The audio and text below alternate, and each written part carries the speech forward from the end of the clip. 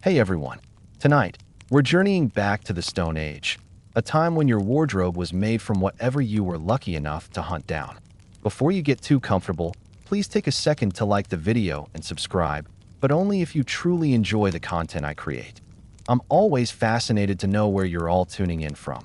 So let me know your location and what time it is for you in the comments. It's amazing to see our global community gather. Now, go ahead and dim the lights. Maybe switch on a fan for that gentle background noise. And let's ease into our story for tonight. A life in the Stone Age. A day to realize you're useless. Take a moment to appreciate your current comfort. You're probably sitting in a soft chair, in a climate-controlled room, with the gentle glow of a screen. You might hear the hum of a fan, the whisper of an air conditioner, or the peaceful silence of a modern home. You're not hungry, not thirsty, and there are no tangible threats lurking.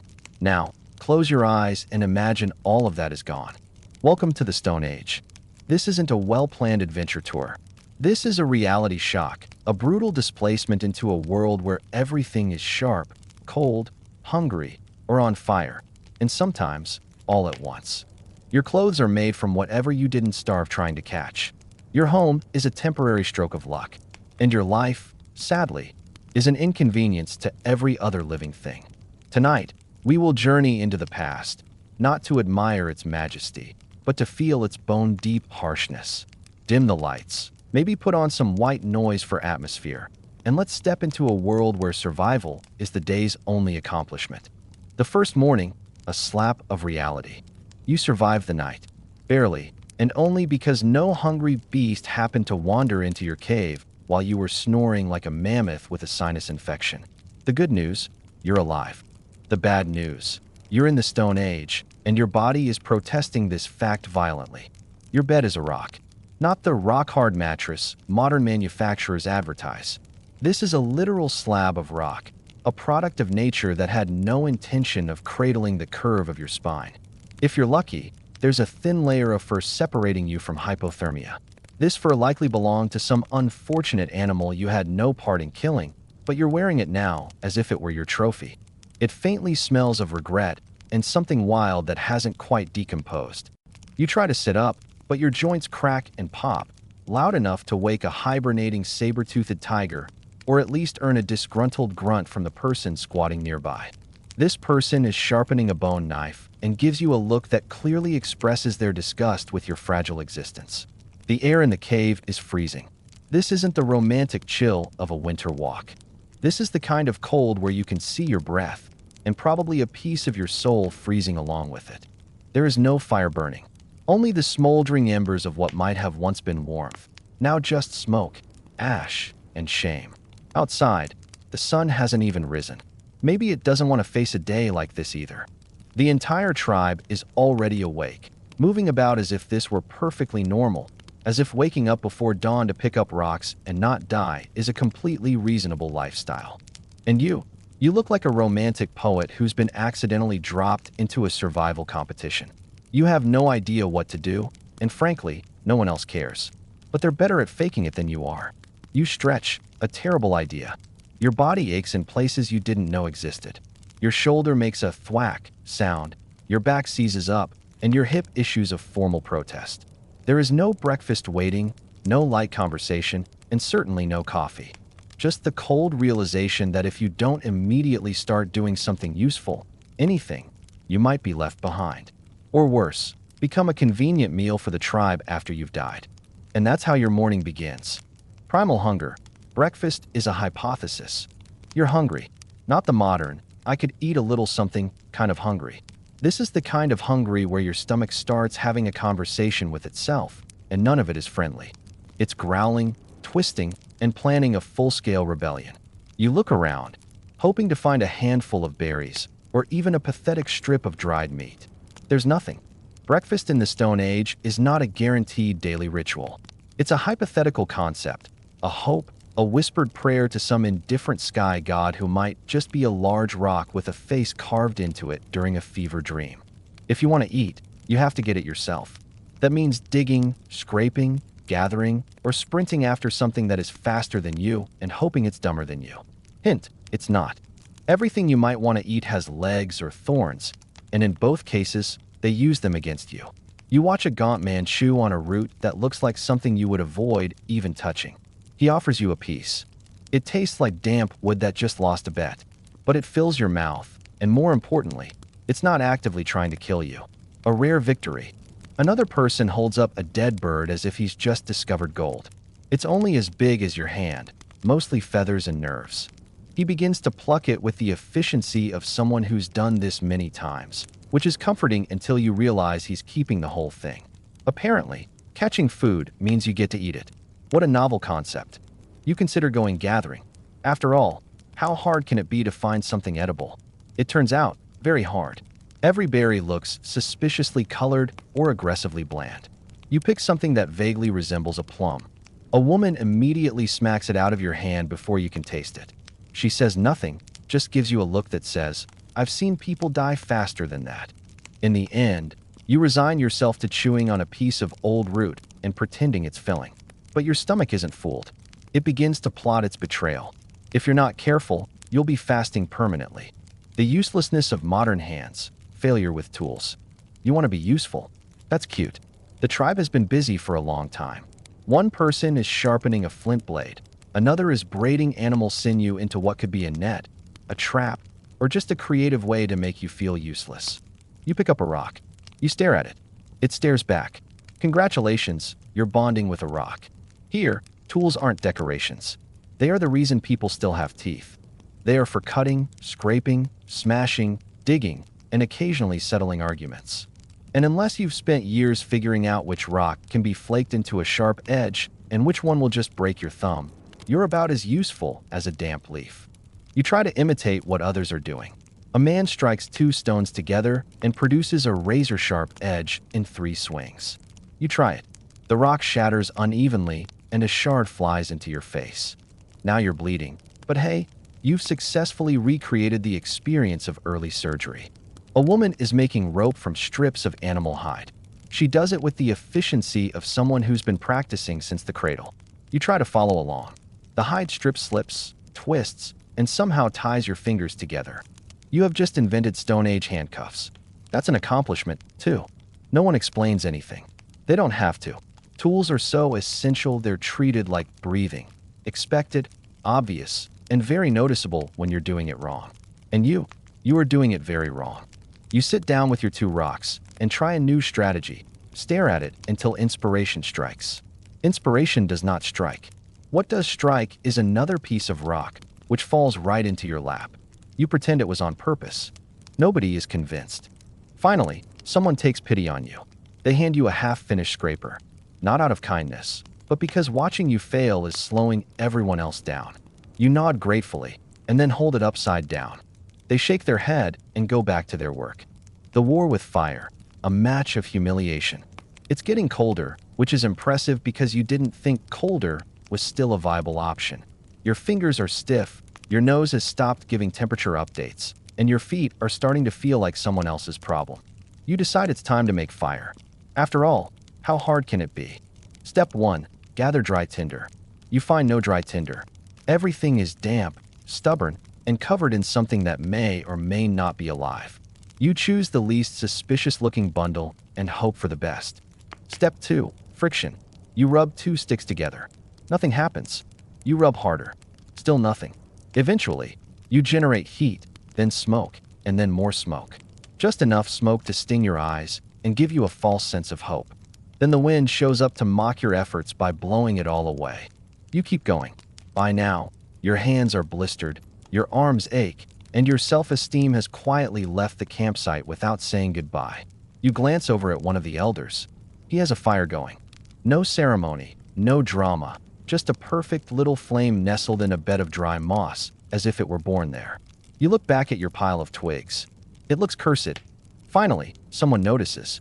They walk over, silently take your tinder bundle, rearrange it with the efficiency of a bored god, and strike 2 rocks with a flint edge together. Spark, smoke, flame. Done. They hand it to you without a word and walk away before you can say thank you or teach me your dark magic. You stare at the fire burning in your pile. You pretend it was your idea all along. Nobody believes you. Fire is everything. Warmth, light, safety, cooked food. and the only reason predators haven't dragged you away in the night. But it's not easy. Every fire is a battle, and you've just lost 5 in a row. Deadly drinking water, thirst, and a mistake. You're thirsty. A dry, sandpaper in the mouth kind of thirst. The kind of thirst that makes you consider licking moss or chewing on bark just for a hint of moisture. Luckily, there's a stream nearby. You stumble towards it like a man possessed. Finally, something easy. You kneel, cup your hands, and scoop up a mouthful of wonderfully clear water. You drink, and then you pause. The water has a taste, not a flavor, but a message. It whispers something metallic and vaguely threatening. A few seconds later, your stomach responds with a gurgle that sounds like it's filing a complaint. Here's the problem. In the Stone Age, water isn't clean or filtered. It's a wild communal soup pot. Animals drink from it. People bathe in it. Sometimes things die in it. There is no quality control, only risk. You look around for a sign that this stream is safe. No one else is drinking. That might be a clue. One of the elders is boiling something over a fire. Smart. You did not do that. You drank straight from the source as if it owed you a favor. A child walks by and hands you an empty gourd filled with water. It's warm, smells a bit like dirt, and still looks safer than whatever just settled in your lower intestine. But there's no choice. You're in a society that hasn't discovered plumbing, filtration, or even consistent advice on which puddle won't end your week. Thirst is constant, and water is everywhere. It's just inconveniently weaponized. You hear a whispered story about a man who drank from the wrong part of the river and didn't survive the morning. You nod slowly, trying to internalize the story while pretending you didn't just do the exact same thing. Now it's a waiting game. Will you be hydrated and feel better, or are you about to spend the next 12 hours regretting your tongue's entire decision-making process? The hunt. You are the bait. You've decided to join the hunt. Bold, brave, and doomed. You are handed a spear. It's heavy, uneven, and smells like the last thing it was stabbed into, which was probably a tusked animal. The others check their weapons calmly, as if they're just popping out to the grocery store. If the groceries were actively trying to skewer you. You follow the group into the forest. The air is quiet, too quiet. You assume this is a good thing. It is not. The silence means every animal within a mile knows you're here and has decided they don't want to meet you. Eventually, someone spots something, a wild boar. It's huge. It looks like it lifts logs for fun. You raise your spear. Your hands are shaking. Your confidence is shaking even more. The boar looks up. You freeze. The boar does not. It charges. You run. That's your strategy. You sprint through the trees, trip on a root, and fall flat on your face. Not a metaphor. You literally eat dirt. It tastes as inspiring as your performance. Behind you, the real hunters are moving with precision. One darts left, another attacks from the flank. Spears fly. The boar goes down. The tribe cheers. You are still on the ground, rethinking your entire identity. They drag the carcass back to camp. It takes 4 people and a lot of grunting. You limp behind, trying to look like you helped. You did not. Back at the fire, they butcher the animal with stone knives and practiced movements. You are handed a strip of raw meat. You chew it like someone trying to understand how flavor works. It's tough, slightly warm, and oddly emotional. This was supposed to be your moment, your heroic breakthrough. But the truth is, hunting in the Stone Age isn't cinematic. It's exhausting, dangerous, and most of the time, it's not you who gets the animal, but the animal who gets you. Today you learned something important. You are not an apex predator. You're the one who trips the hunting party and almost gets gored by an angry pig. Clothing, the torture of animal hides. Let's talk about what you're wearing, or rather, what you're wrapped in like a poorly packaged meatloaf. Your outfit consists of animal skin scraped clean with rocks, dried over smoke, and stitched together with a technique best described as functional but slightly insulting. It doesn't fit. It doesn't breathe. It smells like something that was recently alive and might still be. There are no sleeves, just holes where your arms are supposed to go. The garment itself is stiff in all the wrong places and loose in all the really wrong places. It was designed by someone whose only fashion goal was "don't die today." You tug at the edges, trying to adjust it. Bad idea. The sinew dried seams react by digging deeper into your skin. Now you're chafing. Congratulations. In the Stone Age, clothing comes with side effects. Nearby, a woman is softening a new hide by chewing it. Yes, chewing it. This is considered normal. You briefly wonder how desperate someone must have been to discover that teeth were a viable tailoring tool. You try to look dignified. It's hard. Your fur cloak flaps awkwardly as you move. Your boots are two mismatched scraps tied on with strips of intestine, and your inner thighs are now at war with your outer thighs over territory. Then there's the temperature. Somehow, your animal hide outfit is both too hot and too cold at the same time. The fur traps heat around your torso, making you sweat, while your limbs dangle freely in the wind like offerings to the frost gods. And don't ask about rain. Wet hide gets heavy, and suddenly you're walking around in a soggy, animate sponge that's dripping down your back. Social standing, the invisible outsider. You think the tribe likes you. That's adorable. You've been here a day, maybe two. You haven't actively endangered anyone, and you're trying your best, which by Stone Age standards still ranks just above burden and below bait for wild animals. No one says it. Of course, that would take effort. But the signs are there. When the group sits around the fire, they sit a little closer together, leaving you a generous buffer zone of about a meter, as if you're contagious, which, considering you drank from the wrong stream, might be accurate. Social status here is based on a simple criterion: usefulness. Can you hunt? Can you gather? Can you not scream when an insect crawls up your leg? No? Then congratulations, you are not in the inner circle. You are more of a temporary guest, a very flammable guest. You try to contribute. You offer a route. It's the wrong route. You try to help tan a hide. You poke a hole right through it. Someone hands you a bundle of sticks and vaguely points toward the fire. You stand there holding it like you're about to invent performance art. They stop asking you to help. At one point, a child hands you a sharp rock. You assume it's a gift. It's not. It's a test. You fail it by holding the blade backward and bleeding on your leg. No one reacts. That's the worst part. No one mocks you. They just carry on with their work, like nature, like the weather. You aren't even worth their anger. You are the log that won't burn right, and you're starting to wonder if the wolf pack would be a more forgiving audience. Darkness and the horrors of night. The sun drops below the horizon like a guillotine. And just like that, the world is black. Not dim, not cozy. Black. The fire crackles, creating a flickering circle of light that somehow makes everything just visible enough to be scarier. The trees rustle in the distance. There's a howl. Maybe a wolf, or something that eats wolves. Whatever it is, it knows where you are. You huddle closer to the fire. Most of the tribe has already curled up together in a heap of furs, a warm collective of mutual trust and shared body heat. You are not invited. You're the one who sneezed during the hunt and scared off a deer. You are assigned the cold side of the cave.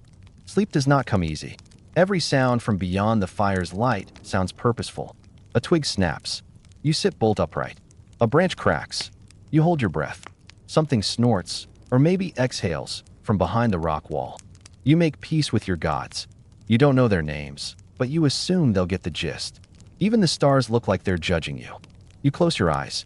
You open them almost immediately. Your brain reminds you that you are wrapped in a damp fur coat on an uneven patch of dirt, surrounded by people who probably wouldn't notice if you were dragged away in the night. And if something does eat you, it won't be out of malice. It will be for efficiency. You are slow, you are weak, and you smell like panic. Sickness and conflict, when things get worse. You wake up sore, stiff, and somehow colder than when you fell asleep. You're sick. It started with a cough, a tiny scratch in your throat. By mid-morning, you're wheezing like a dying goat, and your nose has decided to self-destruct. You have officially entered the medical care phase of the Stone Age. There are no doctors, no clinics. Instead, an elder looks at you, grunts, and hands you a handful of crushed leaves. You chew them. They taste like moldy spinach soaked in old sweat. Your fever gets worse. Someone suggests a steam treatment, sitting in a pit next to fire-heated rocks while they pour water over them. You cough, sweat, and contemplate death. Later in the day, you accidentally bump into someone. Just a light touch of the shoulder. They look at you as if you've just challenged them to a duel to the death. You stammer an apology. They don't reply. They just stand up, puff out their chest, and stare at you until your soul leaves your body through your socks. It turns out, conflict resolution in the Stone Age is not based on open dialogue. It's based on intimidation, silence, or sudden acts of personal violence. Conclusion: the fragile survival. So, you made it. Somehow. You got through a full day in the Stone Age, though got through is probably too generous a term. You are alive, yes, but by no means thriving. Your clothes are damp, your self-esteem is shattered, your stomach has not forgiven you, and every muscle in your body has filed a formal complaint. But you are, technically, still breathing, which counts as a success here. The tribe hasn't exiled you. Maybe it was an oversight, or maybe they've tacitly agreed you're too entertaining to get rid of. As night falls again, you sit near the fire, not too close, but closer than yesterday. You're starting to understand the rhythm of this world. The quiet mornings, the harsh sun, and the constant need to earn everything. Food, shelter, respect, with hands that were never trained for any of it. Someone hands you a strip of roasted meat. You nod your thanks. It's tough, salty, and tastes slightly of fur. You chew it like it's your last meal. It might be. You still don't belong here. Not really. Your brain keeps trying to apply logic from another era, one with microwaves and socks. But slowly, painfully, it's starting to adapt. You now know that fire doesn't make itself, water is rarely a gift, and the root vegetables are trying to kill you. You lie down on your cold patch of earth, wrapped in hides that smell like every animal in the forest played tug-of-war with them. Your body aches, your dignity is gone, but for now, nothing is biting you. In the Stone Age, that's about as good as it gets. You wouldn't survive a day. Technically, you just did. But don't press your luck for a second one. An ode to loyalty, the immortal story of the 47 Ronin. In the currents of history, there are stories that are not mere records of events. They are testaments to the human spirit, etched into the consciousness of a nation. They resonate through the centuries, not fading with time, but growing brighter, becoming beacons of honor, loyalty, and sacrifice. The story of the 47 Ronin is such a testament. It begins not with the clang of swords, but with silence and formal ceremony, two things that, in Japan's Edo period, were never as harmless as they appeared. Part 1. The humiliation in the palace and the cruel sentence. The story begins in Edo, the heart of the Tokugawa shogunate's power, in the year 1701. Within the formidable walls and curved tile roofs of the shogun's palace, a young lord named Asano Naganori, head of the Ako domain in western Japan, was summoned. He was given a delicate yet critical task to receive and entertain envoys from the emperor's court in Kyoto. This was no small job. The court demanded absolute precision. Every ritual, from the depth of a bow to the placement of a teacup, had to follow rigid and complex rules. Any mistake could be seen as disrespect, not only to the envoys but to the shogun himself. Overseeing these ceremonies was a man named Kira Yashinaka. Kira was a high-ranking court official, a master of protocol, and, unofficially, a man notorious for expecting bribes. He was the embodiment of a world where power was traded for gifts and flattery. A smile, a compliment, a well-timed gift could make everything run smoothly. Lord Asano, however, was not a man who played such games. He came from a proud line of samurai where honor was not a bargaining chip. For Asano, integrity was the core of the warrior spirit, Bushido. He believed that performing his duties perfectly was enough.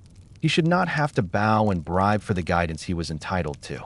And perhaps, to his own detriment, he had a face that could not feign a smile for what he despised. Kira noticed this, and Kira hated it. Asano's integrity was not seen by Kira as a noble quality, but as a subtle insult to his own power and position. Kira felt challenged by the young lord who refused to participate in the web of corruption he was accustomed to. And so, Kira began his assault, not with swords, but with small, venomous words and actions. Over the following days, Kira began to taunt Asano with quiet insults, sharp verbal barbs, and small but constant humiliations. Amid the ornate corridors of Edo Castle, whispers began to spread. Kira called Asano a country bumpkin, mocked his manners, and deliberately kept him waiting outside rooms he was meant to be hosting. Each criticism, each disdainful look, each intentional difficulty was a small knife, slowly whittling away at Asano's patience. The tension built quietly and painfully, like pressure building beneath a polished lacquer surface, ready to crack at any moment. And then, on March 21st, 1701, it cracked. In a corridor of Edo Castle, after yet another insult, Lord Asano's endurance reached its limit. He drew his short sword, wakizashi, and attacked Kira. His blade only grazed the older man's face and shoulder. A humiliation, not a fatal blow. But the act, the drawing of a weapon inside the shogun's palace, was an unforgivable crime, regardless of the provocation. It had violated the sanctity of the most powerful place in the land. Kira survived. Asano was immediately arrested. Within hours, the shogunate delivered its verdict. There was no investigation, no second chance. The shogun's justice was swift and cold. Lord Asano was ordered to commit seppuku, ritual suicide, by sunset. His domain was confiscated, his retainers were dismissed, and his family was disgraced. And most cruelly, Kira remained untouched, unpunished, and victorious. But the story does not end there. Among Asano's now masterless samurai, the Ronin, was a man named Oishi Kuranasuke. And as the world moved on, Oishi began to plan. Quietly, patiently. This was not just about revenge. It was about something deeper, more ancient. A test of Bushido, the way of the warrior. And it had only just begun. Part 2. The silence of the Ronin and Oishi's ruse. The death of Lord Asano should have been the end. His clan was dissolved, his men disbanded. The shogun had made it clear there would be no reprisal. Kira remained in his mansion, protected by the law. Justice had been served, swift and cold. But outside the walls of the shogun's palace, the samurai code told a different story. Oishi Kuranasuke, Asano's head retainer, did not weep. He did not scream. He bowed his head, disbanded the AKO samurai, and obeyed the decree. On the surface, he had submitted. But inside, he was waiting. The Ronin scattered. Some returned to their families. Others took up new trades. Merchants, monks, even beggars. The world believed they had moved on, that their loyalty had died with their lord. But beneath the surface, a plan was slowly forming, coiling tighter each day. Oishi knew the shogunate was watching. Vengeance was a crime, especially when aimed at a man like Kira, who still held status and favor. Any sign of conspiracy would lead to arrest, or worse, execution before the deed could be done. So, Oishi began a performance, a perfect charade of a fallen man. He moved to Kyoto and began to play the part of a fool. He drank openly in the streets, frequented cheap taverns and red light districts. He gambled, consorted with prostitutes, and let himself become disheveled. For more than a year, he crafted the image of a man broken by disgrace, a drunkard, a failure, a man who had lost his honor. It was a perfect portrait of defeat, designed to deceive friend and foe alike. One story tells of a samurai from Satsuma seeing Oishi drunk and passed out in the street, who spat on him and kicked him in the face, cursing him as a coward who had failed to avenge his master. Oishi endured the humiliation without a word. Meanwhile, his fellow Ronin were doing the opposite. In secret, through coded letters, in the dark corners of tea houses and temples, they stayed in contact. They never lost sight of their goal. They studied Kira's movements, measured the layout of his mansion in Edo.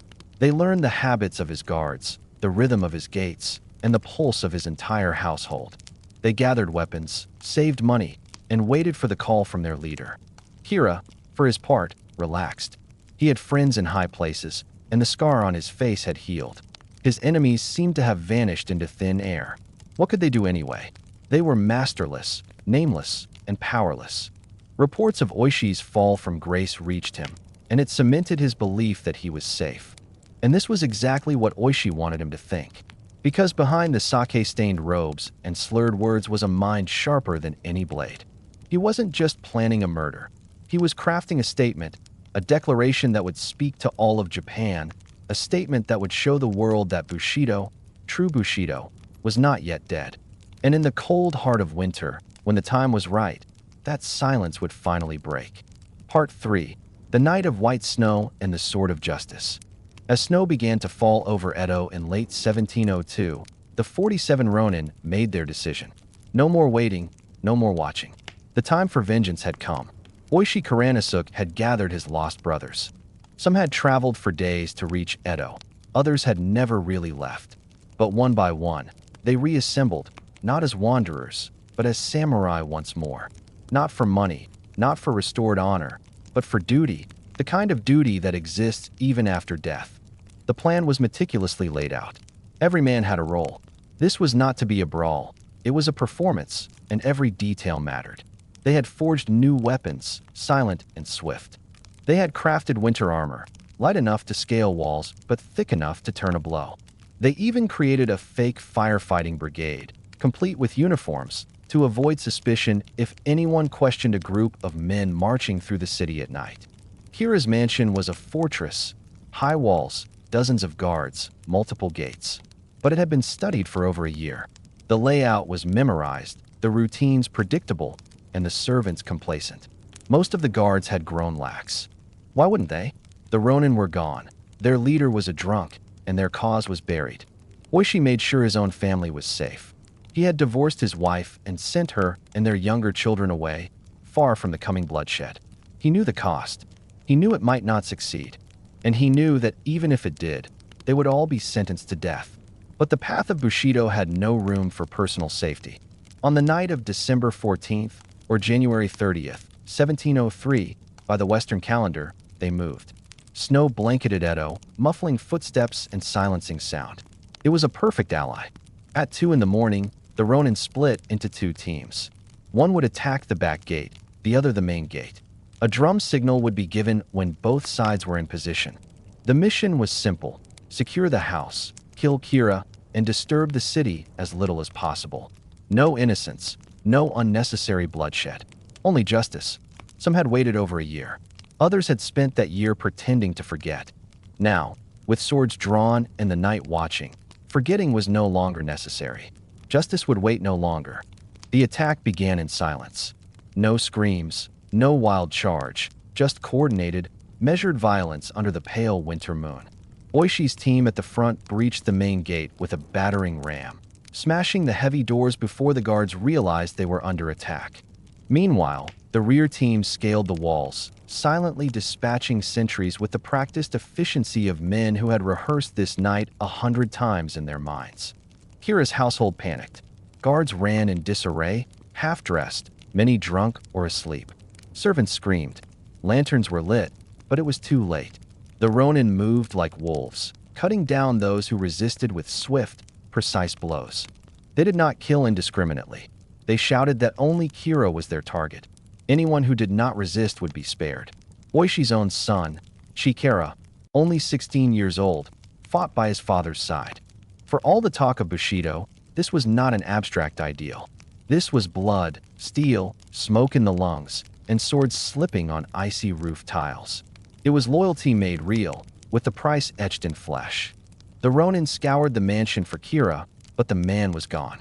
They swept through every room, every hidden corner. They questioned servants. Finally, they found a secret inner courtyard. In a storage shed behind the garden, shivering under a pile of charcoal and straw, was a man in simple robes, his face pale, his body trembling. It was Kira. He refused to identify himself, refused to speak. But he bore the scar Lord Asano had left on his face nearly 2 years before. Oishi offered him the chance to die with honor. A dagger was placed before him, seppuku, like a true samurai. But Kira could not do it.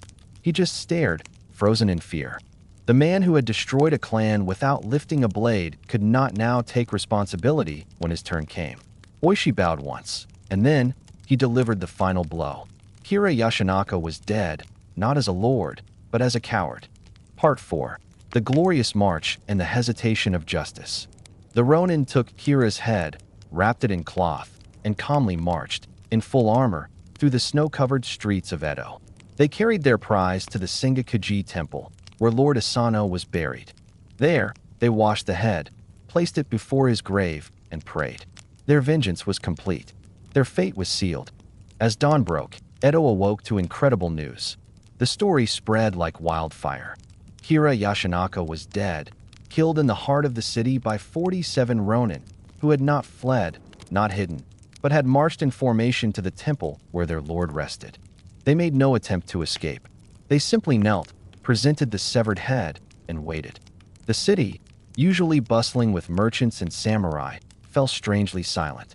Some called them heroes. Some called them criminals. But no one called them cowards. The authorities were now in an impossible position. The law was clear. Revenge killing was illegal. Samurai were not above justice, no matter how poetic their cause. But the public did not see criminals. They saw men who had embodied Bushido to its bitter end. They had obeyed, not the laws of the shogun, but the deeper, more ancient laws of loyalty. The shogunate deliberated for weeks. This was not just about crime and punishment. It was about the soul of samurai culture. If the Ronin were pardoned, it would encourage more vendettas. If they were punished, the populace might rise in spirit. Meanwhile, the 47 men remained at Sengakuji. They did not resist. They did not plead. They sat in quiet contemplation, tending to Lord Asano's grave and awaiting their fate. Oishi, the architect of it all, said nothing publicly. He had said everything with his actions. Part 5. The Immortal Death and the Resonating Legacy. Finally, the decision was made. It was a decision that showed the wisdom and hesitation of the shogunate. The Ronin would be allowed to die with honor. They would not be executed as criminals, but would be ordered to commit seppuku, the ritual suicide, as the samurai they still claimed to be. On the morning of February 4th, 1703, each man was given a dagger. They wore white robes, the color of purity and death. They bowed to the officials, to each other, and to the memory of Lord Asano. And then, one by one, they took their own lives, guided by a second, Kaishakunin, who would complete the ritual with a clean stroke. Even Chikara, Oishi's teenage son, took the blade without hesitation. Not a single man flinched. They died, not in disgrace, but in legend. Their bodies were buried beside their master at Sengakuji Temple. The graves are still there, 47 stone markers in neat rows, covered in incense smoke and offerings from pilgrims who still whisper their names. Because in death, they had achieved what life could not. They had become eternal. The story of the 47 Ronin did not fade. It echoed, first through the streets of Edo, then into the halls of power, and finally into the soul of Japan. For centuries, the samurai had been both warrior and servant, expected to kill without hesitation and die without complaint. But the 47 Ronin blurred the lines. They were criminals, yes, but also paragons of loyalty. They broke the law, but upheld the spirit of Bushido to the letter. They disobeyed the shogun, but honored their lord in death more completely than most ever did in life. This paradox fascinated everyone. Was Bushido about obedience to the state or to one's master? Was justice defined by the laws of men or the will of the warrior? The Tokugawa authorities tried to downplay the incident. They feared copycats, they feared chaos. But it was too late. The story had taken root, growing wild and uncontrollable. Within weeks, kabuki plays were staged, thinly veiled retellings where the characters had different names but the story was the same. The most famous play, Chishingura, the treasury of loyal retainers, became a classic. The authorities banned them. New plays appeared. People bought woodblock prints showing the Ronin storming the mansion, kneeling for seppuku, or marching solemnly with Kira's head. Even those who believed in strict obedience were conflicted, because while the Ronin had acted outside the law, they had done so with dignity, with restraint. They did not loot. They did not gloat. They did not run. They waited, planned, struck, and then surrendered. In that restraint, people saw something pure, something ancient. Oishi Kuranosuk became the model of the ideal retainer. Calm, strategic, loyal unto death. His son, Chikara, became the image of youthful devotion. And the story didn't just survive. It grew, becoming a national myth. Every generation found something in the tale, whether pride, sadness, or a blueprint for courage. In a world where loyalty was often a word on paper, the Ronin wrote it in blood and snow. And whether the shogunate approved or not, the people had decided. These men were not traitors. They were the last true samurai, and their story would be told forever, a reminder that some oaths are heavier than life itself. When animals were gods, sacred creatures in the ancient world. In our modern world, animals are often neatly categorized: pets, livestock, wildlife. They are objects of our affection, our agriculture, or our conservation efforts. We study them, domesticate them, and sometimes forget them.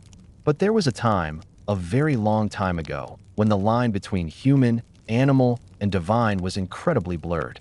To the ancients, the natural world was not a collection of resources to be exploited, but a living tapestry of symbols, omens, and sacred power. In that world, an animal was never just an animal. It could be a gateway to the divine realm, a messenger of the gods, an embodiment of cosmic forces, or a god itself in animal form. From the hot deserts of Egypt to the dense jungles of Mesoamerica, from the snow-covered peaks of the north to the gentle rivers of India, humans looked into the eyes of other creatures and saw a reflection of the sacred. They did not just respect, they worshipped. They did not just fear, they revered. This journey will take us deep into the consciousness of ancient civilizations to discover why certain creatures were elevated to divine status, becoming the center of rituals, myths, and even laws. This is the story of a time when the world was still enchanted, and the gods walked among mortals on four legs, with wings, or with scales. 1. The cat, Egypt's soft-footed guardian deity. In the land of the pharaohs, where pyramids pierced the sky and the Nile was the lifeblood of existence, a small, graceful creature held a power disproportionate to its size, the cat. In ancient Egypt, harming a cat was not just an act of cruelty. It was sacrilege, a flirtation with disaster. It brought not only social shame, but also the punishment of the law, and sometimes the judgment of an angry mob. This reverence was deeply rooted in religion. The goddess Batet, daughter of the sun god Ra, was the cat-headed deity of the home, fertility, music, and protection. Originally, Batet was depicted as a fierce and destructive lioness goddess, a fearsome force of the desert. But over time, as Egyptian society evolved, her image softened. She transformed from a lioness into a domestic cat, retaining her power but adding grace and benevolence. She became the protector of the home, the warder-off of evil spirits and disease. Her temples, especially in the city of Bubastis, were not just filled with offerings like jewelry and perfumes. They were filled with cats, real, living cats. They roamed the temple grounds freely, fed the finest delicacies by priests, and were considered the living embodiments of the goddess herself. They were not pets in the modern sense. They were tiny, walking deities. This reverence extended even to death. When a family cat died, the Egyptians would shave their eyebrows as a sign of mourning. This was not a fashion trend, but a mandatory ritual of grief. Archaeologists have unearthed enormous cat cemeteries near Bastet's temple. Thousands, even millions, of mummified cats were carefully wrapped in linen, just as humans were, and placed in neat rows. Some were buried with jewelry, others preserved with expensive resins and perfumes. This was not a novelty. It was an industry.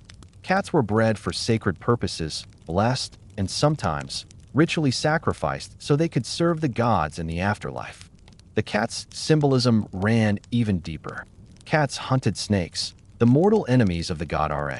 Therefore, a cat killing a snake was not just pest control. It was a miniature cosmic battle, an act of protecting divine order.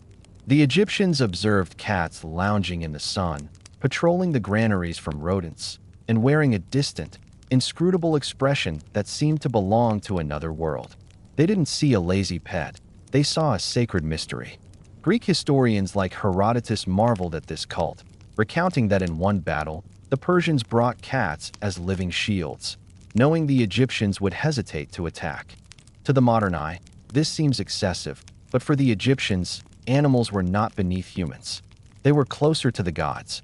And cats, in their grace and independence, stood at the intersection of beauty and divinity. 2. The bull, a dance with divinity on Crete. On the island of Crete, surrounded by the blue of the Aegean Sea, the bull reigned, not in the fields, but in the palaces. The Minoans, one of Europe's earliest advanced civilizations, did not just admire bulls. They ritualized them, built myths around them, and painted them on their walls like gods. Step into the great palace of Knossos, and you will find frescoes vibrating with energy. Leaping bulls, acrobats vaulting over their horns, scenes alive with rhythm and motion. This was not just a sport, it was a sacred spectacle.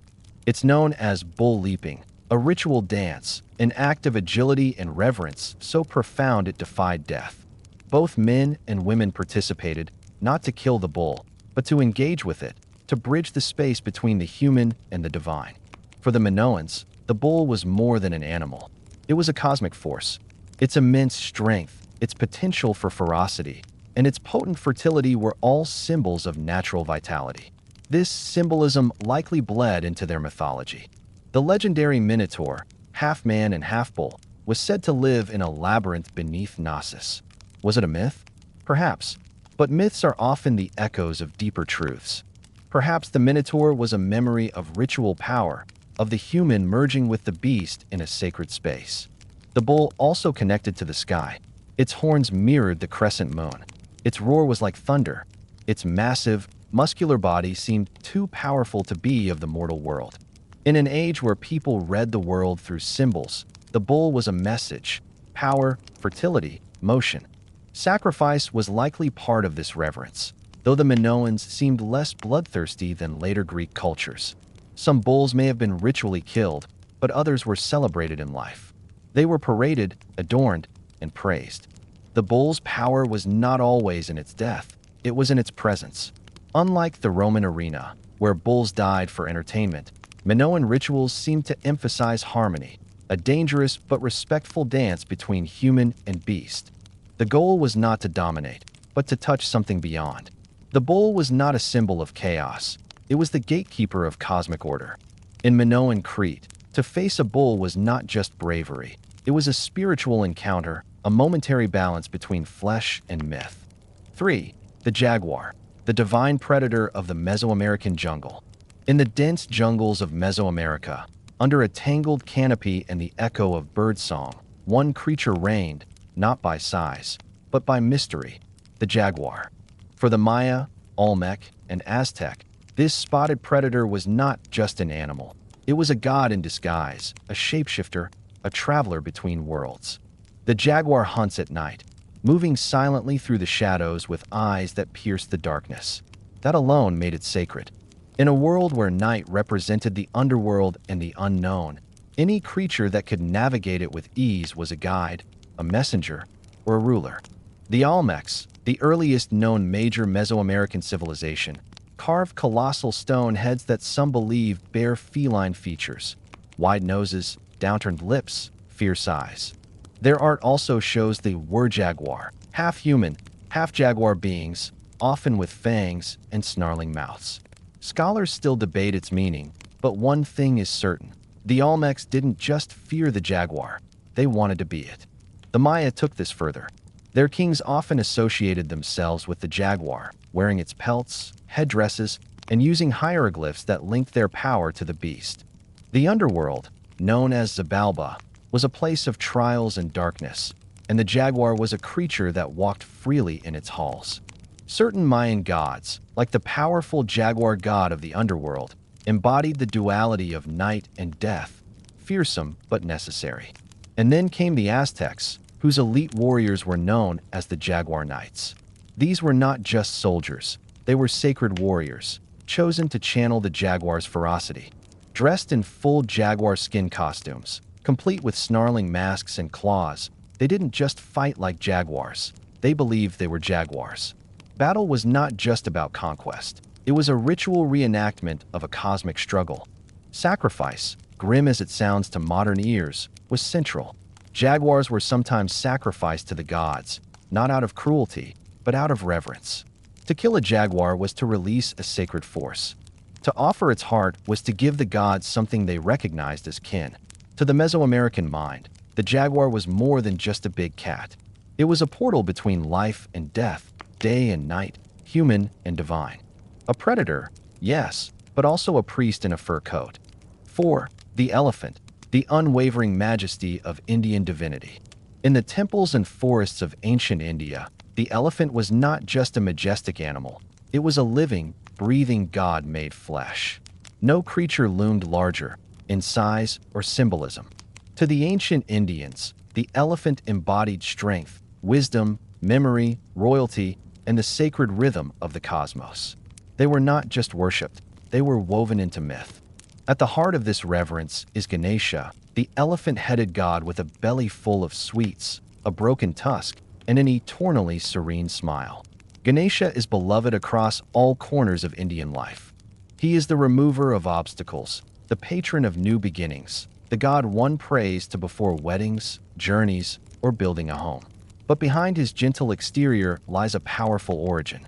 According to one legend, Ganesha was created by the goddess Parvati to guard her privacy. When the god Shiva tried to enter her chambers, Ganesha blocked him, not knowing this was Parvati's husband. In a rage, Shiva beheaded the boy. When Parvati discovered what had happened, her grief shook the heavens. To make amends, Shiva promised to restore the boy to life using the head of the first creature he found, an elephant. And so Ganesha was reborn, half human, half elephant, and fully divine. But elephant reverence goes beyond myth. In Indian history, real elephants served as symbols of kingship. They were the thrones of war, armored, decorated, and revered by those who rode and feared them. An army with elephants was not just powerful, it was blessed. Temples often kept elephants as part of their rituals. In the southern state of Kerala, sacred elephants are still paraded in annual festivals, adorned with golden headdresses and painted tusks. Devotees bow as they pass, not in fear, but in reverence. These elephants are seen as earthly forms of divine power, slow-moving gods walking among mortals. In Vedic literature, the elephant is linked to rain and fertility, especially the cosmic elephant Airavata, the mount of Indra, king of the gods. Airavata was said to have been born from the churning of the ocean, white as a cloud, with multiple heads, and his trumpeting created storms. For ancient India, the elephant was more than just an animal. It was thunder made flesh, wisdom on four legs, and the quiet strength of eternity. 5. The snake, the eternal paradox of life and death. For most ancient peoples, a snake was never just a snake. It was a symbol of power, rebirth, danger, knowledge, and divinity. And depending on where you stood in the ancient world, it could be your sacred protector or the mouth of chaos. In ancient Mesopotamia, the snake played both roles. The god Ninja Zida, depicted with snakes growing from his shoulders, was a god of the underworld and vegetation. He was both a protector and a gatekeeper, a creature that slithered between the worlds of the living and the dead. The Sumerians didn't hate snakes. They understood them as complex, dangerous, yes, but necessary. In Hinduism, snakes, or nagas, are divine beings in their own right. Not monsters, not demons, but demigod spirits associated with water, fertility, and cosmic balance. The nagas live beneath rivers and lakes in great jeweled palaces, and one of the most iconic images in Indian mythology is Vishnu, the preserver god, resting on the coiled body of the infinite serpent Shisha, who floats upon the cosmic ocean. The snake is not a threat, it is time itself, patient, coiled, eternal. But snakes were not always benign. In the Judeo-Christian tradition, the serpent in the Garden of Eden is cunning and cursed, forever tied to deception and the fall of man. But even here, there is nuance. In the Book of Numbers, Moses uses a bronze serpent on a pole to heal Israelites afflicted by a plague, a rare moment where the snake becomes salvation, not sin. In Mesoamerica, the serpent reached its divine apex. The feathered serpent god, Quetzalcoatl, a fusion of snake and bird, represented the wind, learning, and creation. His duality was crucial, rooted to the earth but capable of flight. It was a perfect metaphor for divine wisdom, slithering low but reaching the heavens. And then there is the Ouroboros, the snake eating its own tail, an image that appeared from Egypt to Greece. It represented infinity, the cycle of life and death, destruction and rebirth. To the ancient mind, the snake was not evil. It was mystery incarnate, silent, cold-blooded, and eternal. Not quite beast, not quite God, but always watching, always returning. 6. The wolf and the raven, the cold omens of the north. In the cold, shadow-draped world of the Norse, animals were not pets or companions. They were omens, warnings, pieces of prophecy given fangs and wings. And no creatures loomed larger in this harsh mythology than the wolf and the raven. Let's start with the ravens, Hugin and Munin, the ever-watchful eyes of Odin, the All-Father. Their names mean thought and memory. Every morning, they flew across the world, gathering secrets and signs. Every night, they perched on Odin's shoulders, whispering what they had seen. These were not just birds. They were extensions of a god's mind, the embodiment of wisdom gathering and foresight. On battlefields, ravens fed on the dead. For the Norse, their presence was not just grim, it was sacred. A raven circling overhead was not just looking for a corpse, it was reading fate. And then there were the wolves. Fenrir, the giant wolf, was not just another beast in the Norse menagerie. He was Apocalypse on four legs. Born of the trickster god Loki and a giantess, Fenrir was fated to devour Odin himself during Ragnarok, the final destruction of the gods. Terrified of this fate, the gods tricked Fenrir into being bound by a magical chain. He broke every chain but one, a silken ribbon forged from impossible things, the sound of a cat's footfall, the roots of a mountain, the breath of a fish. When they finally bound him, he howled in rage and awaited the end of days. Yet, wolves were not always monstrous. Odin himself was accompanied by two wolves, Jerry and Freki, who ate the food from his table. Odin famously needed only wine. These wolves were a part of him, like the ravens, representing the primal, raw aspect of divine power, loyalty, hunger, and instinct. For the Norse, these animals were not metaphors. They were the living forces of the cosmos, part of the great, cold machine of fate. They did not need to be cute, loyal, or even tame. They needed to be what they were. In the North, animals were not guides to peace or prosperity. They were messengers of war, symbols of prophecy, and the last thing you might see before glory or death. Conclusion: an interwoven world. The journey through ancient cultures shows us a profound truth. The world of our ancestors was far richer and more mystical than we often imagine. For them, the natural world was not a silent stage for human drama. It was an active partner, a conversationalist, a source of endless inspiration and terror. The boundary between human and animal was not a solid wall, but a thin veil through which gods, spirits, and cosmic forces could pass. From the near worship of cats in Egypt, seen as embodiments of divine protection, to the respectful yet dangerous dance with bulls in Crete, an attempt to touch cosmic power.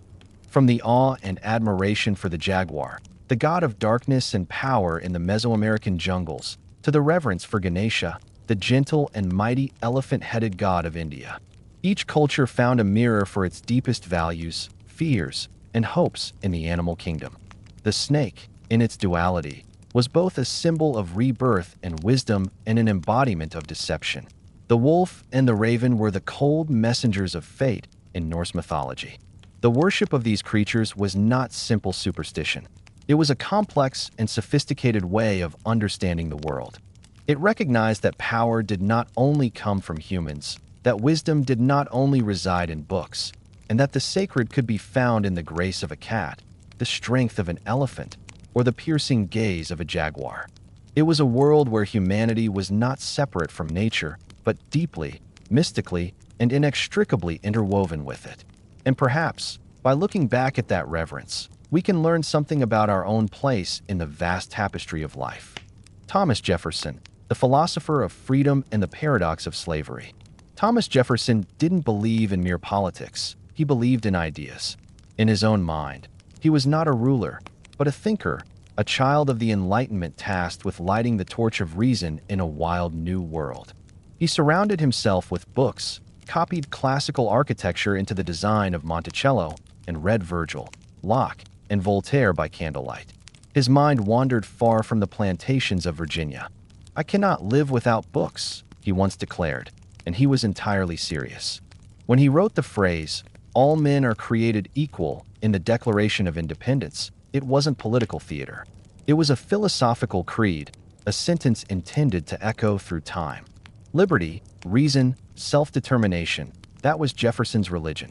He imagined a world where monarchies crumbled, where free-thinking farmers tilled their own soil, where education triumphed over superstition. But the problem was never his vision. The problem was who was allowed to participate in it.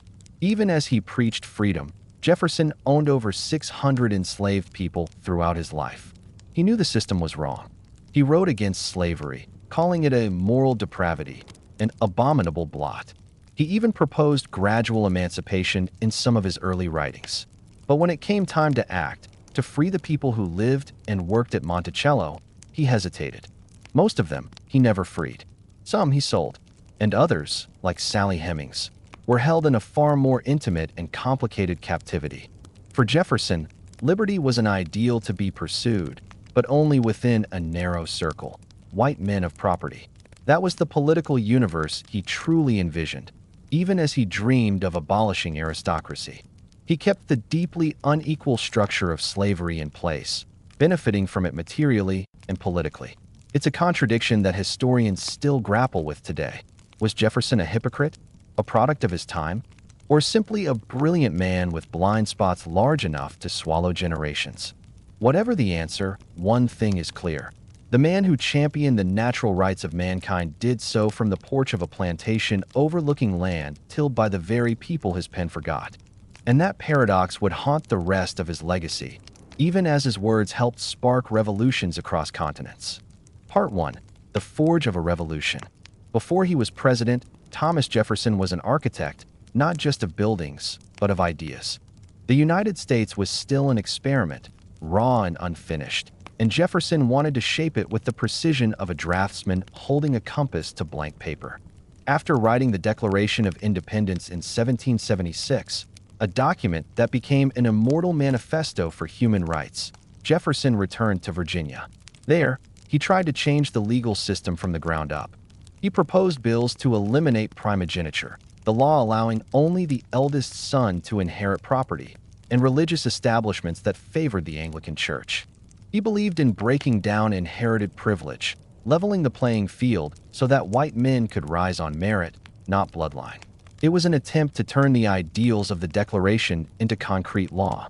In 1779, as governor of Virginia, he faced the grim logistics of war. The British Army invaded. Jefferson fled his own mansion as the Redcoats arrived, an act that critics would later call cowardly. But he was not a warrior. He was a planner, a thinker, a builder. His real battlefield was in legislation and letters. When Jefferson arrived in France as a minister in the 1780s, he absorbed the Enlightenment like a sponge. He dined with philosophers, studied architecture, and marveled at European civilization, all while condemning its aristocracy. He witnessed the first stirrings of the French Revolution and felt a deep kinship with its call for liberty, equality, and fraternity. He returned to America with crates of books, sketches of domes and columns, and a more refined vision for the new republic. As Secretary of State under Washington, Jefferson quickly clashed with Alexander Hamilton. The country was dividing into factions. Hamilton favored a strong central government, an industrial economy, and a centralized financial system. Jefferson, in contrast, envisioned a republic of independent, self-sufficient farmers and a weak federal government. Their debates were not just policy disagreements. They were opposing blueprints for the soul of America. Jefferson feared cities. He called them sores on the body politic. For him, the virtuous citizen was rural, self-reliant, educated, and surrounded by land. His suspicion of banks, industrialization, and elite entanglements fueled his lifelong suspicion of centralized power. Yet, Jefferson himself never quite escaped the elite. He was one of them, wealthy, landowning, and deeply influential politically. He embodied the very contradictions he claimed to fight against. Still, in this early phase of his life, Jefferson laid the groundwork for the American identity, a land of liberty and equality for some, and a government designed by thinkers who believed reason could be written into law. But the cracks were already beginning to show. Part 2. The Philosopher President and the Empire of Liberty. When Thomas Jefferson took the oath of office in 1801, he called it the Revolution of 1800. It was bloodless, not violent, but ideological. After bitter partisan fighting, an incumbent president had handed power to his political opponent, a nearly unprecedented transfer in an age of kings. Jefferson, who hated ceremony and pomp, walked to his inauguration in plain clothes. No carriage, no powdered wig, just a man with ideals and a quiet ambition. He claimed to want a minimalist presidency, smaller government, lower taxes, a smaller military. Yet, his time in office would reshape the very geography of the United States. The most famous act of Jefferson's presidency came in 1803, the Louisiana Purchase. For $15 million, he bought a vast expanse of land from Napoleon, doubling the size of the young republic. It stretched from the Mississippi River to the Rocky Mountains, over 800,000 square miles of pristine possibility. It was, without a doubt, one of the most consequential real estate deals in human history. And it went against everything Jefferson had claimed to believe. Nowhere in the Constitution did it say the federal government could acquire new territory. Jefferson, a strict constructionist of the Constitution, knew this. He even considered proposing a constitutional amendment to legitimize it, then quietly dropped the idea. In the end, he justified the act with a characteristically philosophical grace. Necessity had trumped dogma. Ideals, once again, had to bow to opportunity.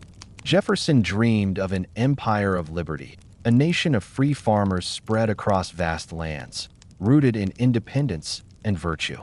But expansion had its consequences. The newly acquired territory raised thorny questions. What would happen to the Native American tribes who already lived there? Would slavery spread west? Could the federal government hold such a massive territory together?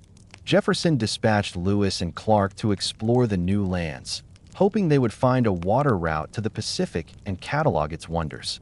But his private letters revealed deeper ambitions: economic expansion, territorial claims, and yes, a growing sense of national destiny.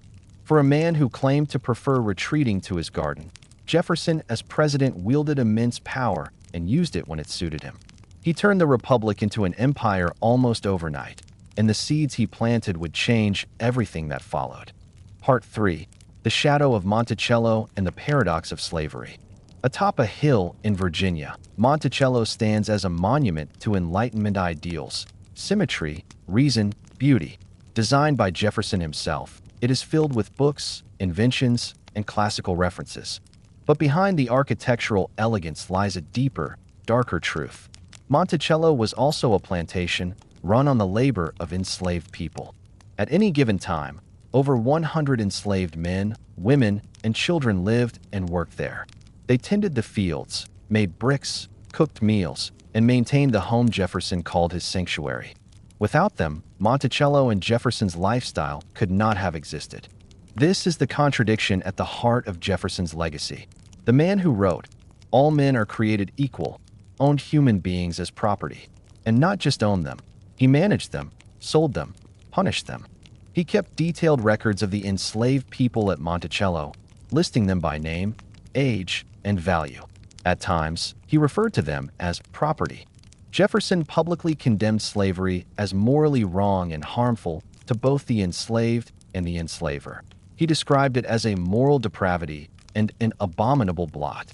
Yet, he freed almost none of the people he enslaved. Over 600 passed through his hands in his lifetime, and fewer than 10 were granted freedom. Part of this was financial. Jefferson was deeply in debt for much of his life, and his enslaved workforce was collateral. But another part was simple inertia, an inability or unwillingness to dismantle the system that sustained his wealth and comfort. And then there was Sally Hemings.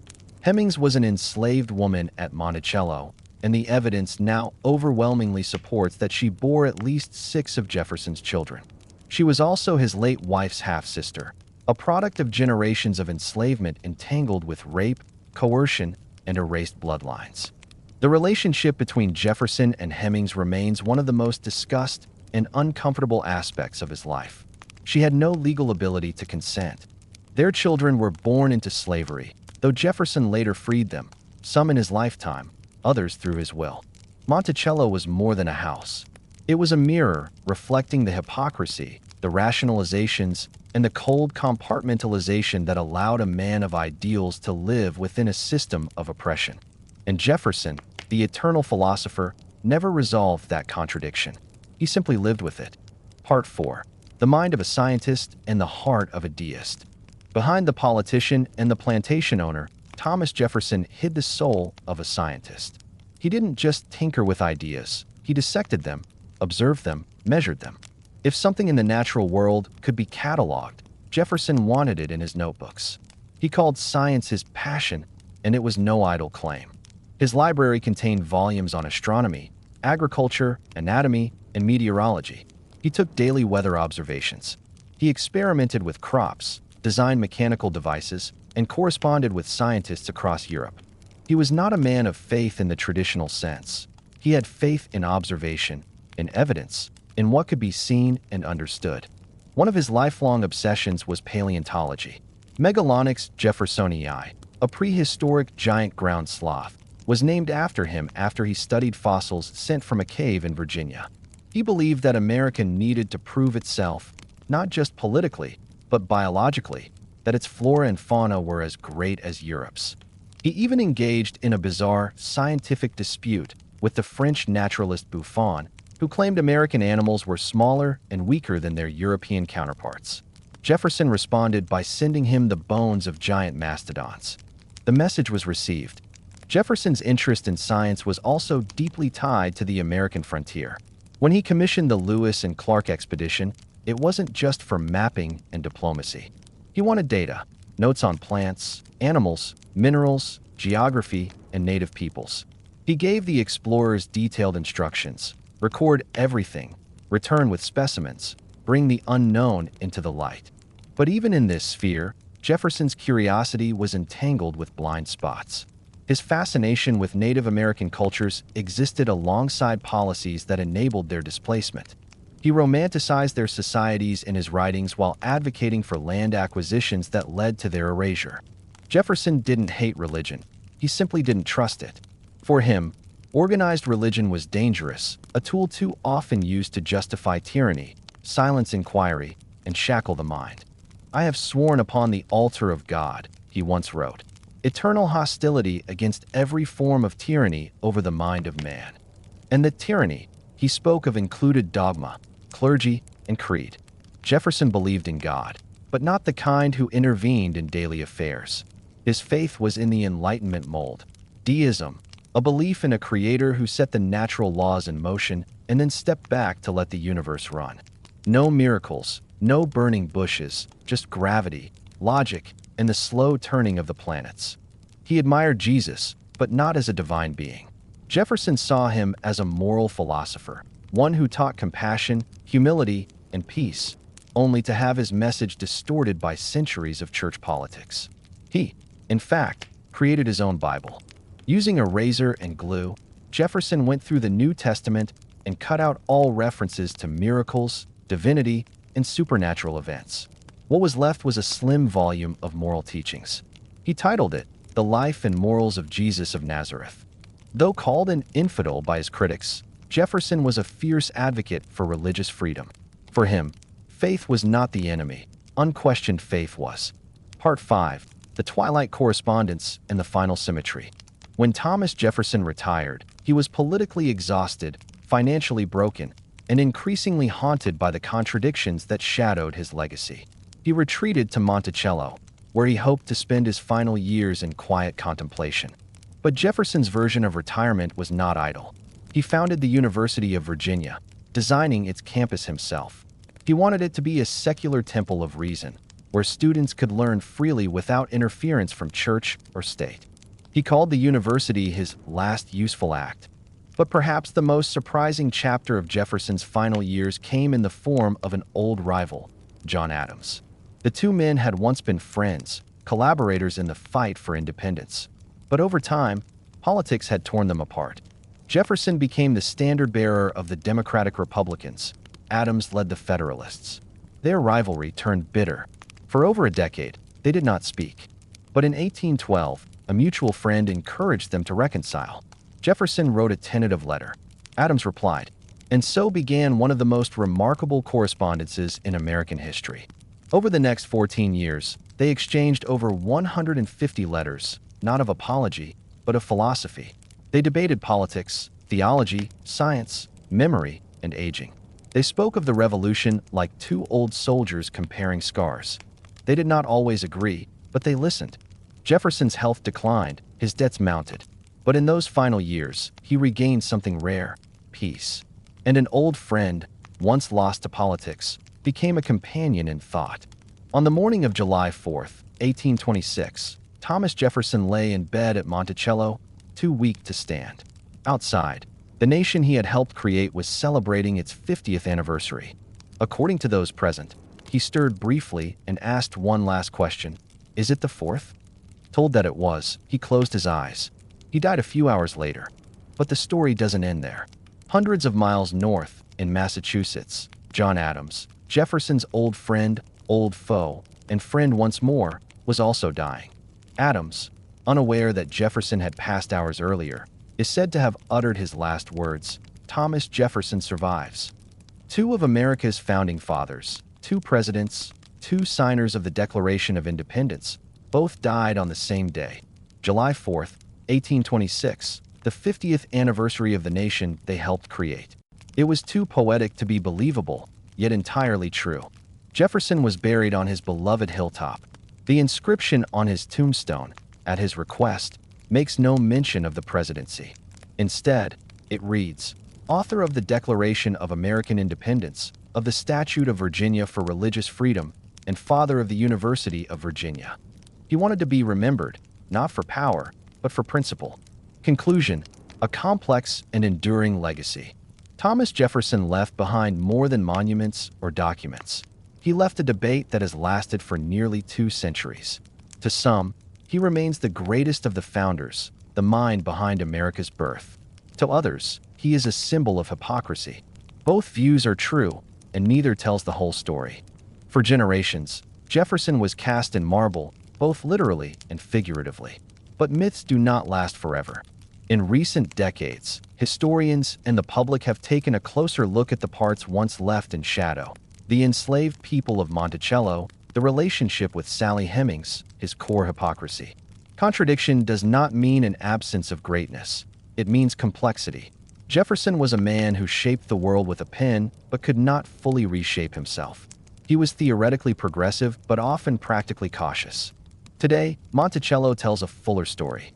The house is still there, but so are the names of the enslaved laborers who built it. And the country he helped found continues to grapple with the promises he wrote and the reality he lived. Perhaps that is his ultimate legacy, a never-ending conversation about what freedom truly means.